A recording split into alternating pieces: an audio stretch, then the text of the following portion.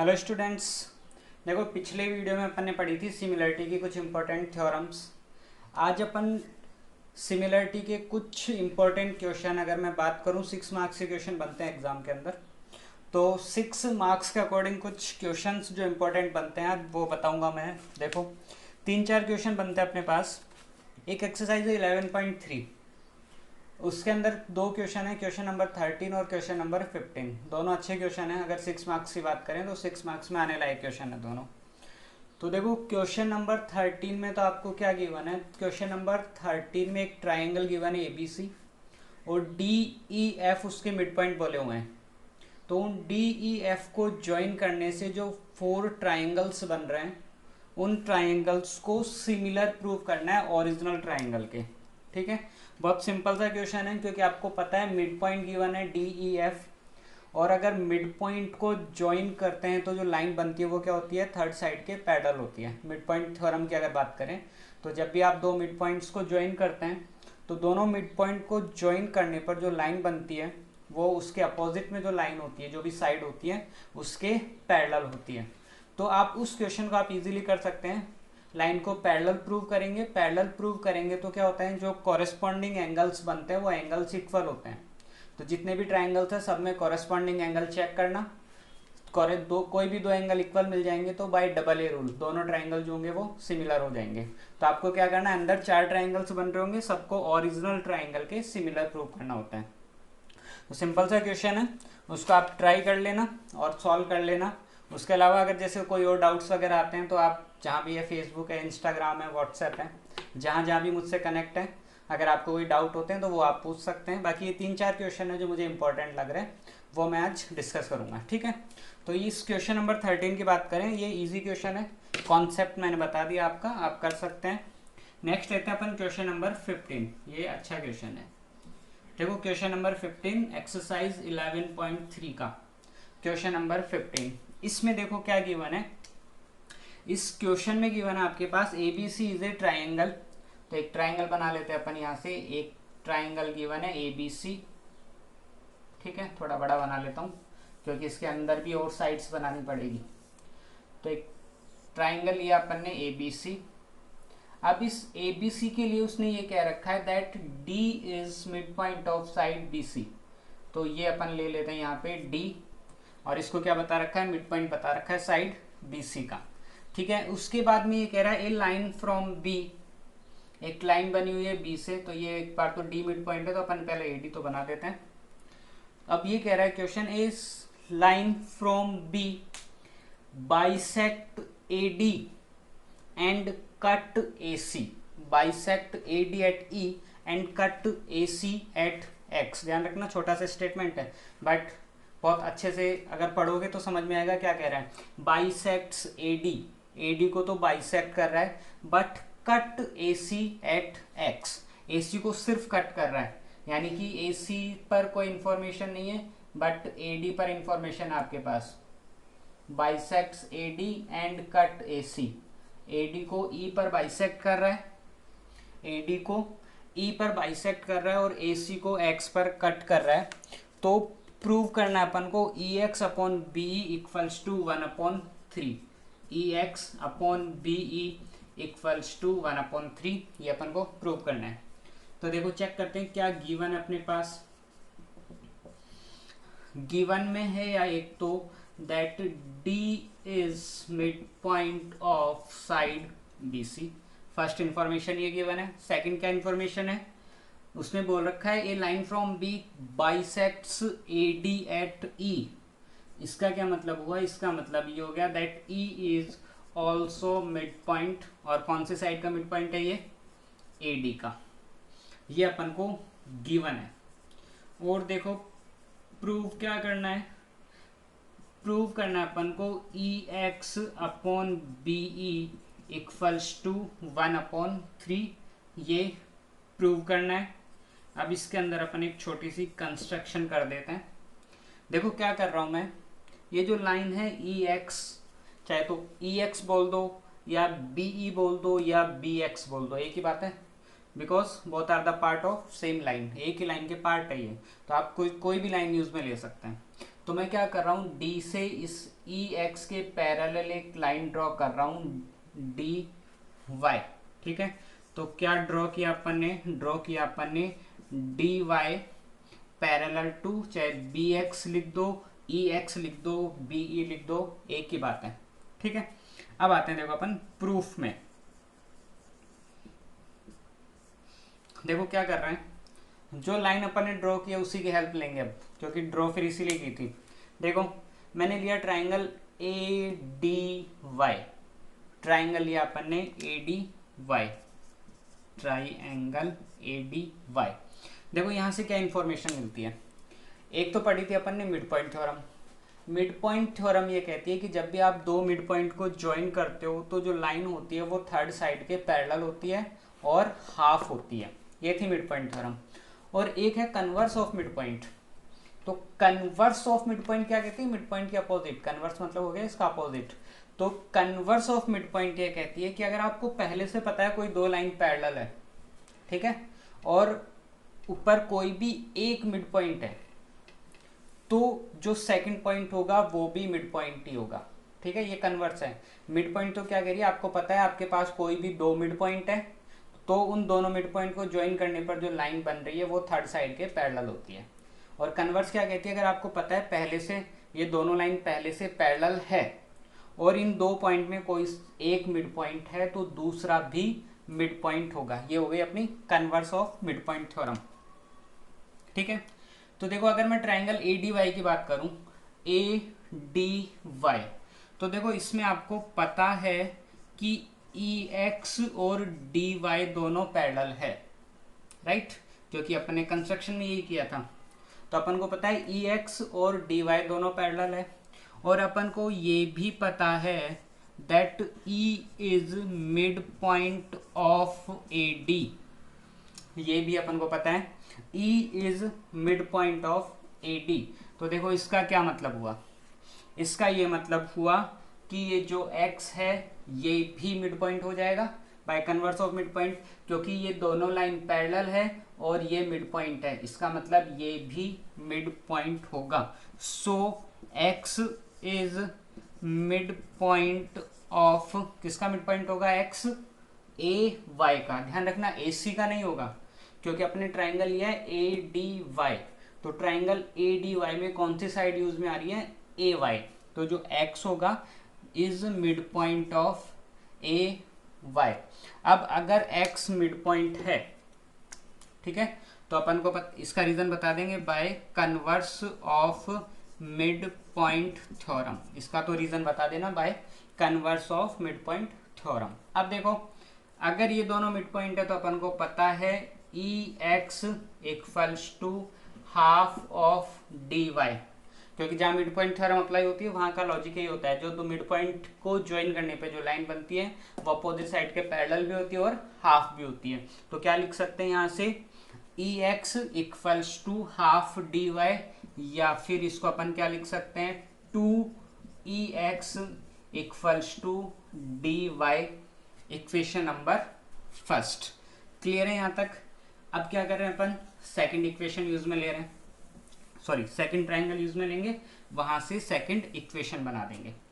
तो second triangle देखो मैं ले रहा हूं बी एक्स सी, सेकंड ट्राइंगल लिया मैंने बी एक्स सी। अब इसमें भी चेक करो, मिड पॉइंट पता होगा कहीं ना कहीं, तो पता है क्या, देखो ये रहा डी मिड पॉइंट है, तो इसमें अपन को पता है that D is mid point of B C. ये जो D है वो इस BC का मिड पॉइंट है। और क्या पता है, और अपन को ये पता है कि ये जो DY है वो BX के पैरेलल भी है, DY पैरेलल टू BX, दोनों चीजें पता है। ये D मिड पॉइंट है और जो DY है वो BX के पैरेलल है। इसका मतलब क्या हुआ, इसका मतलब ये हुआ कि जो Y है वो भी मिड पॉइंट होगा। So Y is mid point of C X. कैसे पता लगा, ये पता लगा अपन को converse of mid point theorem से। अब देखो अगर ये दोनों मिड पॉइंट है तो ये जो लाइन बनेगी वो थर्ड साइड से हाफ होगी। इसका मतलब यहाँ से क्या इन्फॉर्मेशन मिल गई, यहाँ से इन्फॉर्मेशन मिल गई D Y equals to half of B X. B X क्यों? क्योंकि ये ट्राइंगल यूज में लिया अपन ने बी एक्स सी, तो ये जो डी वाई होगा वो बी एक्स के हाफ हो जाएगा। अब देखो डी वाई की वैल्यू है आपके पास, ठीक है, put D Y from equation one. Equation one से मैं क्या कर रहा हूँ, यहाँ डी वाई की वैल्यू पुट कर देता हूँ।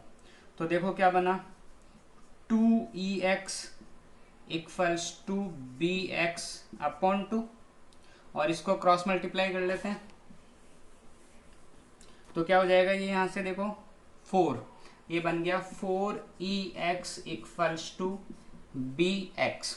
बट मुझे जो प्रूव करना है उसमें देखो EX तो यूज में आ रहा है बट ये BX यूज में नहीं आ रहा, और अपने पास BX आया हुआ है, बट जो प्रूव करना है उसमें कौन आ रहा है, BE आ रहा है। तो अगर अपन डायग्राम को देखें ध्यान से, तो इस BX को हटाकर मैं यहाँ से BE प्लस EX लिख सकता हूँ, क्योंकि BX की वैल्यू क्या हो रही है, देखो BE प्लस EX। तो मैंने क्या किया, यहाँ से BX को हटाया, BE प्लस EX पुट किया। इससे क्या प्रॉफिट हुआ, BE और EX दोनों अपने आंसर में आने चाहिए थे, दोनों आ जाएंगे। तो यहाँ से 4EX equals to BE plus EX ये लिख सकते हैं। अब कर दो इधर, वो प्लस का EX था, इधर आके माइनस हो जाएगा, तो इधर तो कितना हो गया 4EX माइनस EX, कितने हो गए, इधर हो गए 3EX इक्वल्स टू BE। देखो इंटू 1 लिख सकता हूँ, कोई इफेक्ट ही नहीं पड़ेगा, किसी भी नंबर को मल्टीप्लाई बाय 1 करते हैं तो कोई इफेक्ट ही नहीं पड़ता, तो मल्टीप्लाई बाय 1 लिख सकता हूँ मैं। अब देखो क्या करना है, EX अपॉन BE, तो वो BE मल्टीप्लाई में इधर आके डिवाइड में, और इधर 3 मल्टीप्लाई में उधर जाकर डिवाइड में, तो अपना बन गया EX upon BE equals to 1 upon 3, hence proved. ठीक है, तो ये हो गया आपका 11.3 का क्वेश्चन नंबर 15। अब देखो नेक्स्ट इंपॉर्टेंट क्वेश्चन की अगर बात करें, तो जो एक्सरसाइज 11.3 है इसके बाद में कुछ एग्जाम्पल्स है, उनमें एक एग्जाम्पल है एग्जाम्पल नंबर 6। ठीक है, एग्जाम्पल नंबर 6 है उसके अंदर, वो भी अच्छा क्वेश्चन है, अगर 6 मार्क्स के अकॉर्डिंग चेक करें तो आ सकता है वो क्वेश्चन। तो देखो उस क्वेश्चन में क्या गिवन है, क्वेश्चन में गिवन है कि ABC एक ट्राइंगल है, in a triangle ABC, okay, in a triangle ABC a line parallel to BC, ठीक है, cut AB and AC at D and E।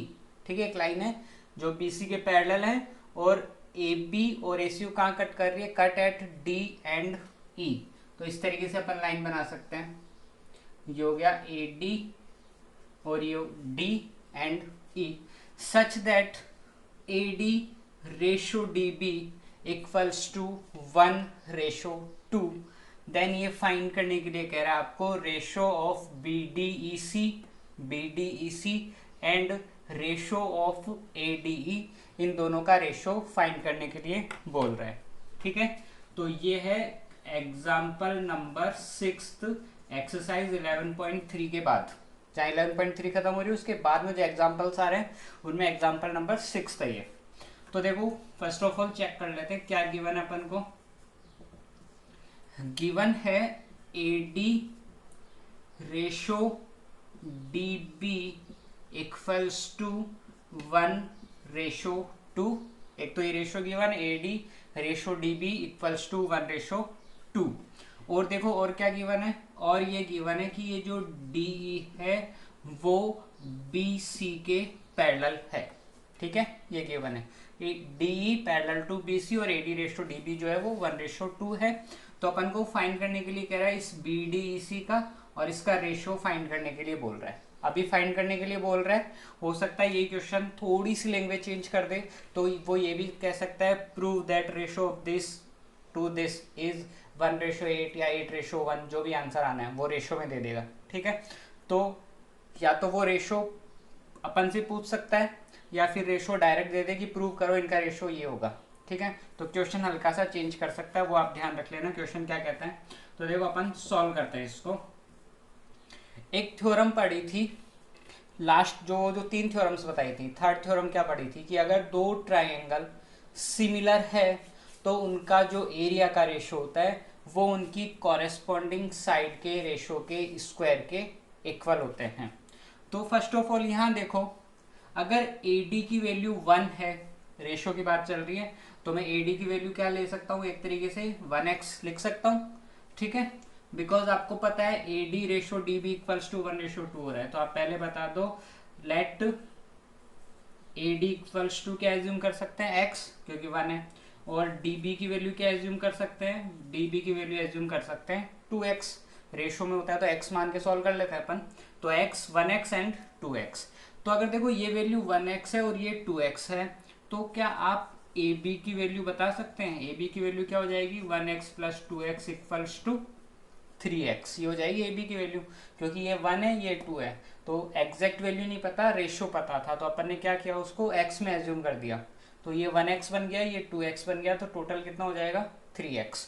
अब सॉल्व करते हैं अपन। एक ट्राइंगल अपने पास ADE और यहीं पे एक ट्राइंगल अपने पास ABC, एक ट्राइंगल है ADE और एक ट्राइंगल है ABC। तो देखो दोनों में angle A equals to angle A, दोनों में कॉमन आ ही रहा है, right, angle A equals to angle A दोनों में कॉमन आ जाएगा। और देखो ये जो D है वो इस B के इक्वल हो जाएगा, क्योंकि D और BC दोनों पैरेलल है, अगर ये दोनों पैरेलल है तो ये कौन से एंगल हो गए, कॉरेस्पॉन्डिंग एंगल। जब लाइंस पैरेलल होती है तो कॉरेस्पॉन्डिंग एंगल क्या होते हैं, इक्वल होते हैं। तो अपन यहाँ क्या लिख सकते हैं, angle D equals to angle B, इसका रीजन बता देंगे कॉरेस्पॉन्डिंग एंगल। तो बाय डबल A रूल, देखो by double A rule triangle A लिखा है यहाँ पे पहले, फिर D लिखा है और E यूज में नहीं आया, ADE सिमिलर टू, इधर चेक करो, पहले A फिर B और फिर C, तो इधर हो गया triangle ADE similar to triangle ABC। इसका ये पता ही आपको कैसे लिखना है, यहाँ जैसे प्रूव करते हैं, थ्योरम में समझाया था। अब अगर ये दोनों सिमिलर है, ठीक है, अगर ये दोनों ट्राइंगल सिमिलर है, तो अपन ने थ्योरम पढ़ी थी that area of triangle ADE upon area of triangle ABC equals to क्या होना चाहिए, कॉरेस्पॉन्डिंग साइड के स्क्वायर के रेशो के इक्वल होता है। तो अगर मैं यहाँ से AD लूंगा तो यहाँ से कौन आ जाएगा, AB equals to AD upon AB whole square. उसका रीजन, इसका रीजन क्या बताओगे, रीजन बता दोगे, we know if triangles are similar then ratio of their area is equal to the ratio of square of their corresponding side. तो वो statement लिख के बता देना इसका रीजन। अब देखो यहाँ से वैल्यू है अपने पास, AD की वैल्यू है ये रही x या 1x लिख दो, ठीक है, AB की वैल्यू भी अपने पास ये रही 3x। तो मैं क्या कर रहा हूँ, यहाँ पे वैल्यू पुट कर देता हूँ।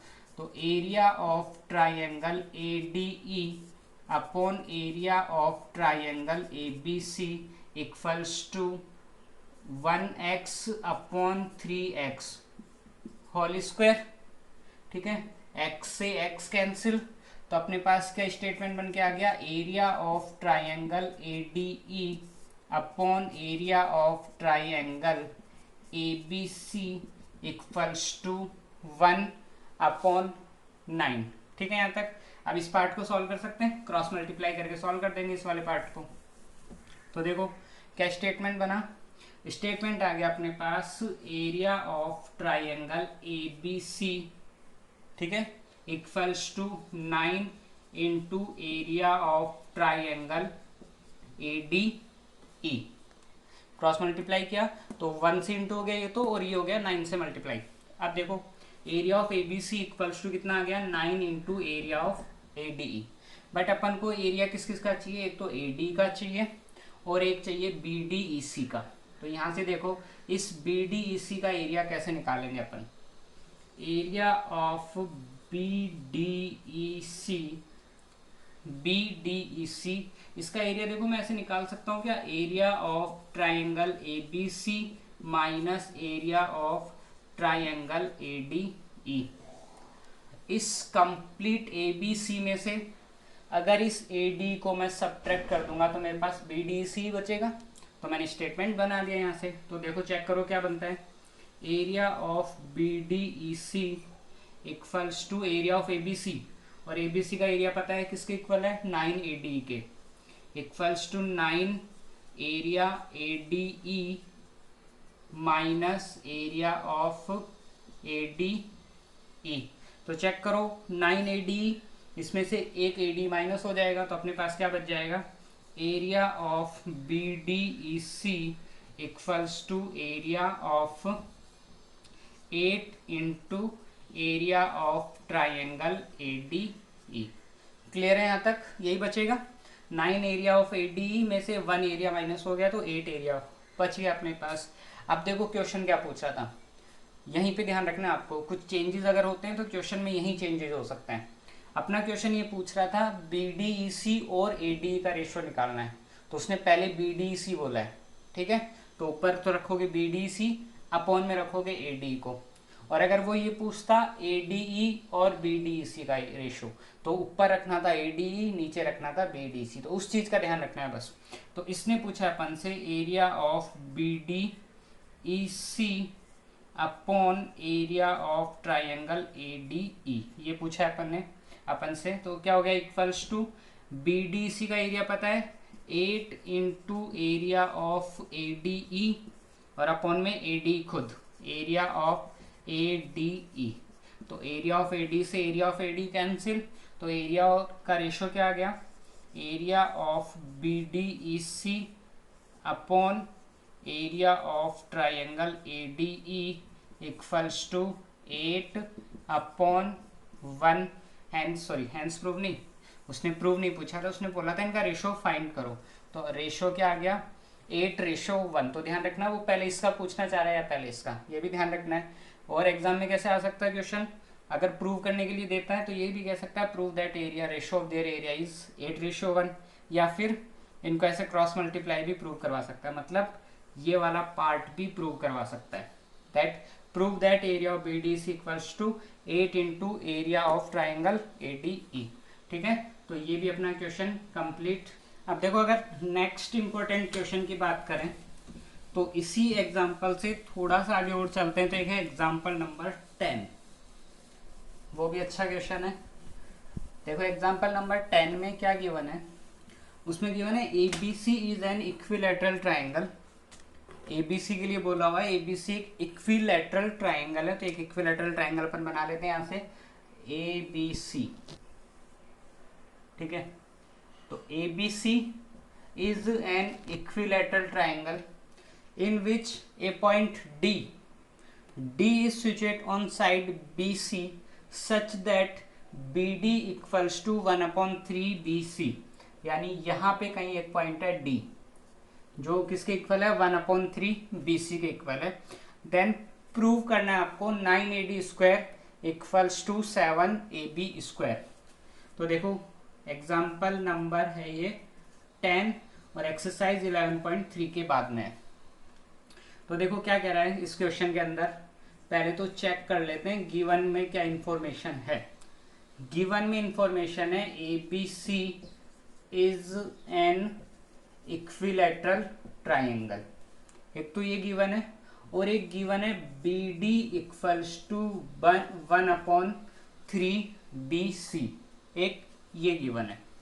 और प्रूफ क्या करने के लिए कह रहा है, प्रूव करना है 9AD² इक्वल्स टू 7AB²। ये प्रूव करना है 9AD² इक्वल्स टू 7AB²। ये रहा AD।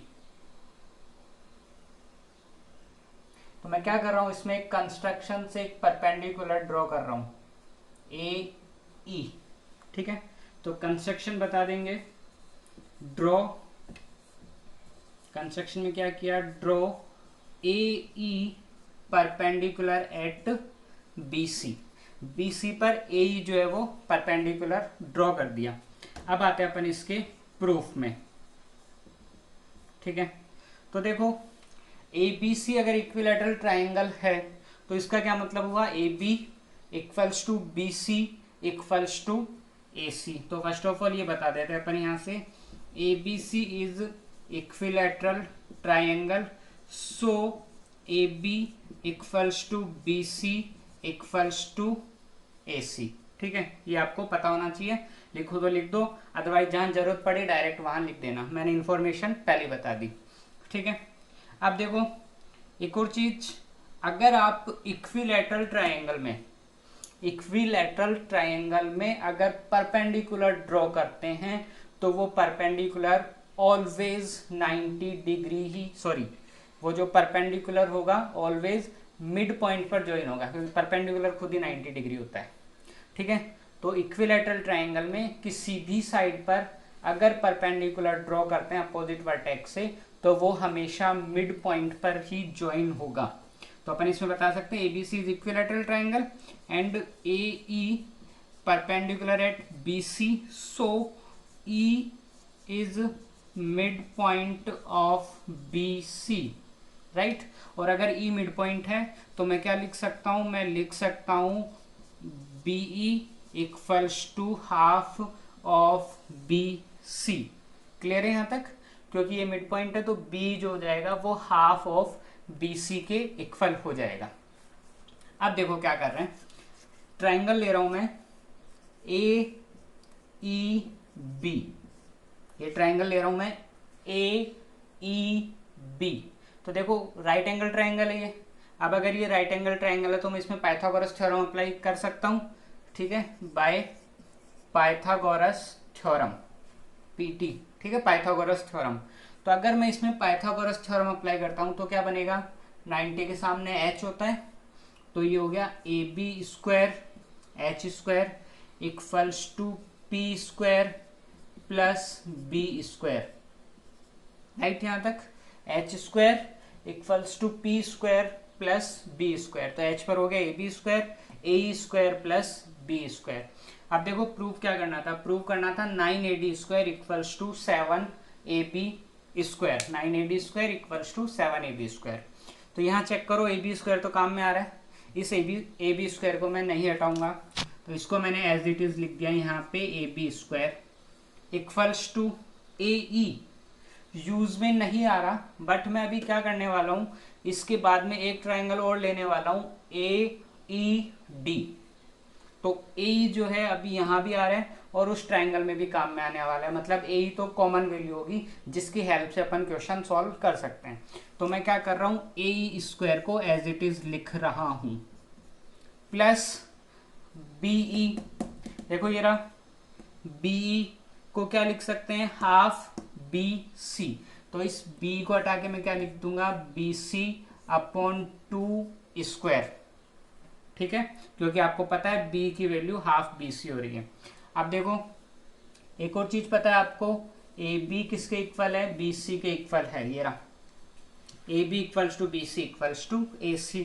तो मैं देखो यहाँ क्या लिख सकता हूँ, AB square equals to AE square plus AB square upon 4 लिख सकता हूँ। AB स्क्वायर अपॉन 4 क्यों, क्योंकि BC को AB लिख सकते हैं तो ये बन गया AB स्क्वायर और 2 का स्क्वायर होता है 4। अब क्या करना है, इसको इधर लेके आ जाओ, AB स्क्वायर अपॉन 4 इधर आके माइनस हो जाएगा तो इधर अपने पास बच गया 3AB square upon 4 equals to AE square. ठीक है, इसको आप माइनस कर लेना, डायरेक्ट लिख दी मैंने इसकी value, AB square upon 1 minus AB square upon 4, तो एलसीएम लोगे तो 4AB square minus AB square, तो 3AB स्क्वायर अपॉन 4, ये वैल्यू बच गई अपने पास AE स्क्वायर की। ठीक है, अब मैं क्या कर रहा हूँ, नेक्स्ट ट्रायंगल ले रहा हूँ, कौन सा, AED। नेक्स्ट ट्रायंगल ले रहे हैं अपन, ट्रायंगल AED। तो देखो इसमें क्या हो जाएगा, ट्रायंगल AED, इसमें भी सेम पाइथागोरस थ्योरम अप्लाई कर रहा हूं मैं, पाइथागोरस। तो देखो क्या बनेगी equation, AD square equals to AE square plus DE square, ये बनेगी H square equals to P square plus B square. अब देखो किस किस की वैल्यू है, किसको हटाना है किसको रखना है। AD स्क्वायर जो प्रूव कर रहे हैं उसमें काम में आ रहा है, तो AD स्क्वायर को अपन ने रख दिया एज इट इज। AE स्क्वायर की बात करें तो वैल्यू आ चुकी है, तो ए स्क्वायर को हटा के मैंने पुट कर दिया 3ab² अपॉन 4 प्लस डी। देखो इस डी की वैल्यू नहीं है मेरे पास, तो मैं क्या कर रहा हूँ, इस डी को किसी अदर फॉर्मेट में कन्वर्ट कर रहा हूँ। यहाँ डायग्राम के अकॉर्डिंग देखो, मैं बीई, ये रहा बीई, अगर इसमें से ये बी डी सब्ट्रैक्ट कर दूं तो मेरे पास क्या बचेगा, डी तो बचेगा, ये पूरी वैल्यू बीई, इसमें से ये बी डी माइनस हुआ तो मेरे पास बच गया डीई। तो मैं यहाँ क्या कर रहा हूँ, इसको लिख देता हूँ BE minus B D square. ठीक है, यहाँ तक बीई, क्योंकि कंप्लीट वैल्यू बी में से अगर मैं इस बी डी को सब्ट्रैक्ट कर दूंगा तो डी बच जाएगा। तो ये हो गया BE minus B D square. अब सॉल्व कर लेते हैं, देखो अपन इनको। अब ये वाला पार्ट यूज में नहीं आ रहा तो मैं इस वाले पार्ट को रफ कर देता हूँ। तो देखो क्या होगा अपने पास, A D square equals to 3ab² upon 4 plus यहाँ से देखो बी की वैल्यू अभी पिछले में यूज में ली थी अपन ने, बी को क्या लिखा था अपन ने, bc upon 2 minus B D, देखो बी डी ऑलरेडी गिवन है, बी डी की वैल्यू हो गई bc अपॉन 3 स्क्वायर। समझ में आया यहाँ तक।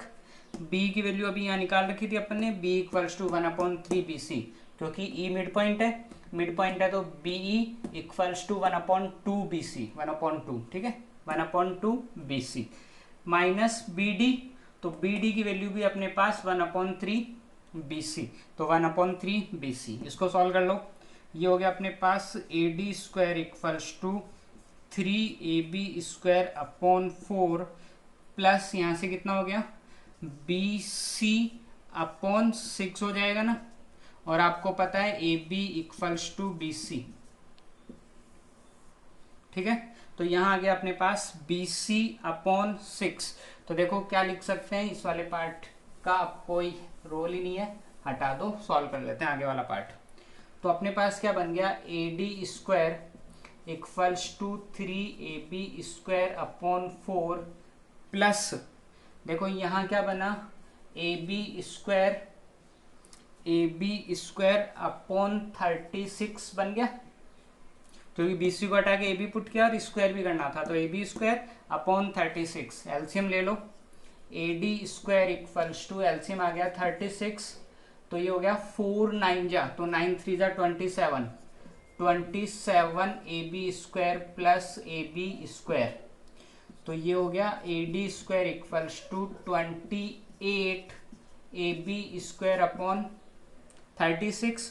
अगर 4 की बात करें तो 4 7 जा 28, 4 9 जा 36, क्रॉस मल्टीप्लाई, तो ये हो गया 9 A D square equals to 7 A B square, hence prove 9 A D square equals to 7 A B square. ठीक है, तो ये क्वेश्चन ये भी हो गया अपना इंपॉर्टेंट। इसके अलावा इस एग्जाम्पल 10 के जस्ट बाद में एक एग्जाम्पल हो रहा है, एग्जाम्पल नंबर 11, उसको देखो क्या करोगे आप, सॉल्व कर सकते हो आप इजीली, इसलिए मैं उसको एक्सप्लेन नहीं कर रहा हूँ। आरएचएस और एलएचएस दो साइड गिवन है, दोनों साइड, वैसे तो किसी एक साइड से आप सॉल्व कर सकते हो, बट अगर आप दोनों साइड से सॉल्व करोगे वो क्वेश्चन बहुत इजीली सॉल्व हो जाएगा। कैसे होगा, आरएचएस और एलएचएस दोनों में जो इक्वेशन गिवन है, अगर आप उसको देखोगे तो डायग्राम में वो पाइथागोरस थ्योरम अप्लाई हो जाएगी। तो पाइथागोरस थ्योरम की हेल्प से जो वैल्यू गिवन है उनकी वैल्यू डायग्राम से फाइंड कर लो। फाइंड करने के लिए दोनों इक्वेशन में बीच में प्लस का साइन आ रहा है, यानी कि ऐड कर देंगे। तो ऐड करके जब आप सॉल्व करोगे तो आरएचएस में जितना सॉल्व होता है उतना छोड़ दो, फिर एलएचएस सॉल्व कर लेना। दोनों अलग अलग सॉल्व करोगे तो फाइनल जो आंसर आ रहे होंगे वो सेम आ रहे होंगे।